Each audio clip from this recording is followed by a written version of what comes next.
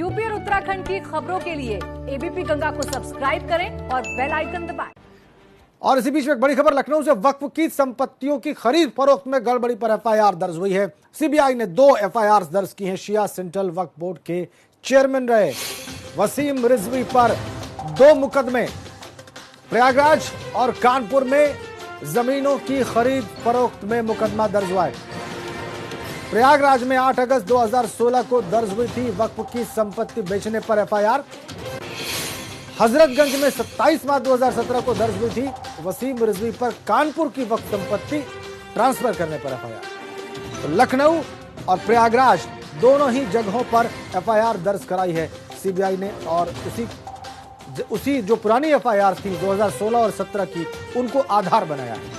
तो शिया वक्फ बोर्ड में जमीन घोटाले पर सीबीआई ने 2 एफआईआर दर्ज की हैं। वक्फ बोर्ड का चेयरमैन रहते वसीम रिजवी पर घोटाले का आरोप, और सीबीआई ने 2 एफआईआर दर्ज की हैं। यह बड़ा संकट वसीम रिजवी के लिए।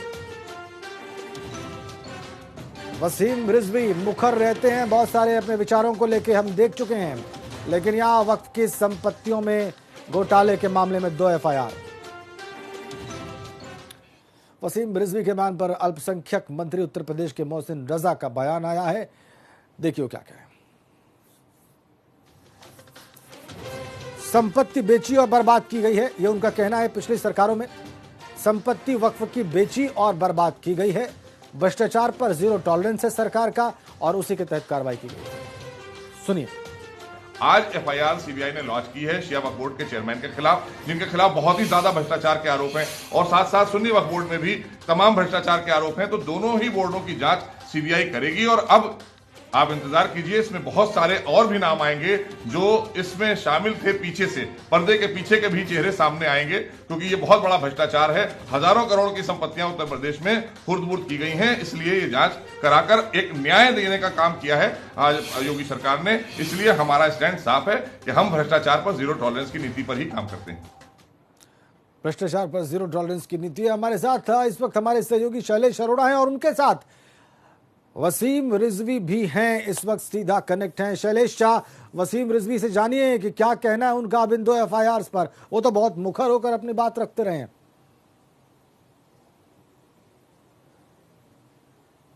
देखिए, हम आपको बताएं, हमारे साथ में इस समय अल्पसंख्यक कल्याण मंत्री मोहसिन रजा साहब मौजूद हैं, और हम सीधे उन्हीं से बात करेंगे, क्योंकि लंबे समय से इनके कार्यकाल में भी जब वर्तमान सरकार आई तब भी तमाम एफआईआर दर्ज कराई गई हैं वक्फ संपत्तियों को लेकर। और वक्फ संपत्तियों की अगर हम बात करते हैं तो हजारों करोड़ की संपत्तियों में खेल हुआ है। जो अब तक चीजें सामने आ रही हैं, कहीं पे मनमाने तरीके से संपत्तियां बेची गई, ट्रांसफर की गई। कानपुर, प्रयागराज, लखनऊ, हर जगह से इस तरह के मामले सामने आए, और सीबीआई ने जो अपना केस दर्ज किया है वो भी 2016 की प्रयागराज की एफआईआर और 2017 मार्च की लखनऊ हजरतगंज में जो एफआईआर थी उसको आधार बनाकर किया है। सीधे हम बात करेंगे अल्पसंख्यक कल्याण मंत्री मोहसिन रजा साहब से, और जानेंगे वो इस पे क्या कहना चाहते हैं। मोहसिन साहब, आपसे जानना चाहेंगे, जिस तरह से अब सीबीआई ने वसीम रिजवी पर जो तत्कालीन चेयरमैन थे एफआईआर दर्ज की है, केस अपने हाथों में लिया है, क्या कहेंगे? देखिए, ये साफ है कि भारतीय जनता पार्टी आदरणीय योगी जी की सरकार भ्रष्टाचार पर 0 टॉलरेंस, गुंडाराज पर 0 टॉलरेंस की सरकार है।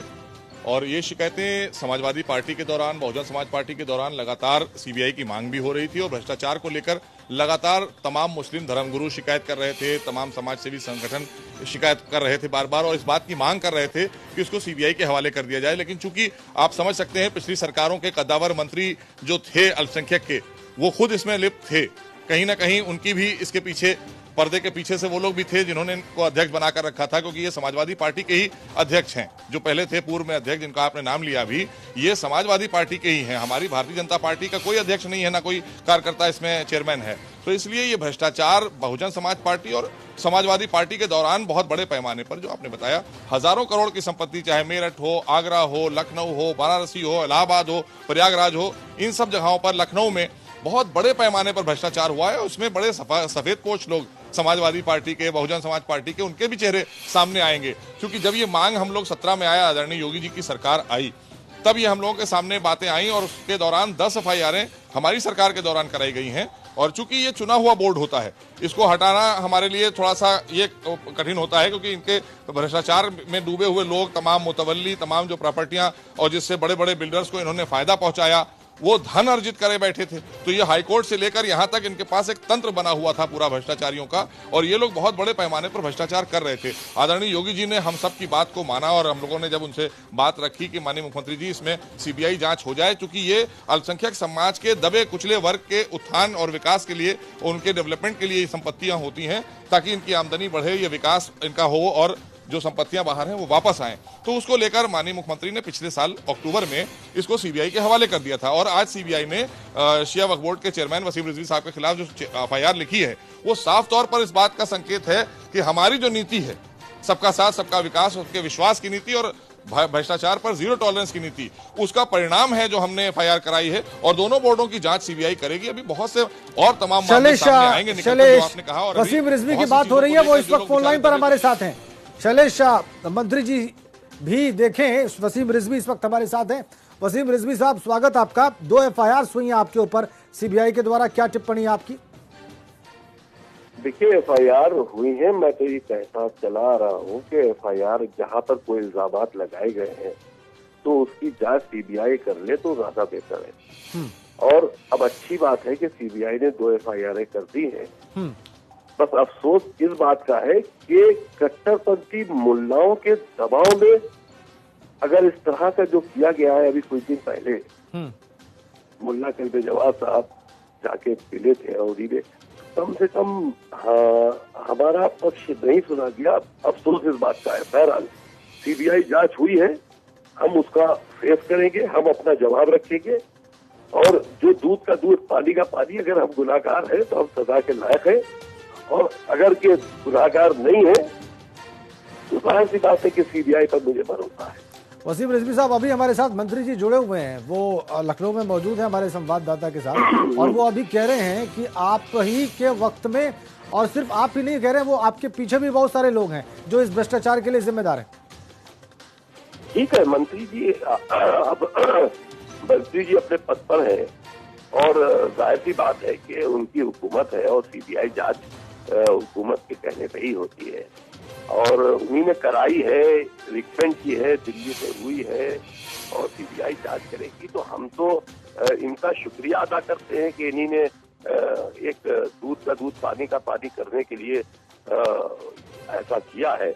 लेकिन बहरहाल इन लोगों को कट्टरपंथी मुल्लाओं के दबाव में काम नहीं करना चाहिए।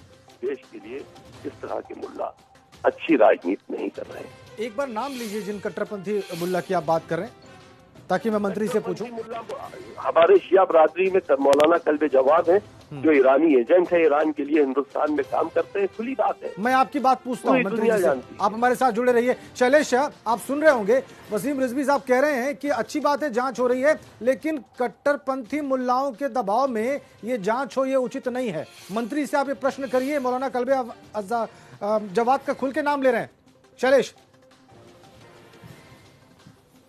बिल्कुल बिल्कुल, निश्चित रूप से मंत्री जी, यहाँ पर देखिए जिस पर आरोप है उसकी बात को भी सुनना जरूरी है। उनका ये कहना है कि जांच हो रही है, अच्छी बात है, चीजें सामने आ जाएंगी खुलकर, लेकिन ये जितनी कार्रवाई हो रही है कट्टरपंथी मुल्लाओं के कहने पर हो रही है, और वो एक मौलाना का नाम भी ले सीबीआई कर रही है जांच। अब सीबीआई की जांच के बाद इसमें कहने की जरूरत किसी को कुछ नहीं है। सीबीआई जो भी चीज होगी वो सामने लाएगी, और जो कि ये तमाम मुस्लिम समाज के लोगों की मांग थी पिछली 15 सालों से, उस मांग को पूरा किया है आदरणीय योगी जी की सरकार ने, क्योंकि हम निष्पक्ष सरकार और न्यायपूर्ण सरकार चलाते हैं।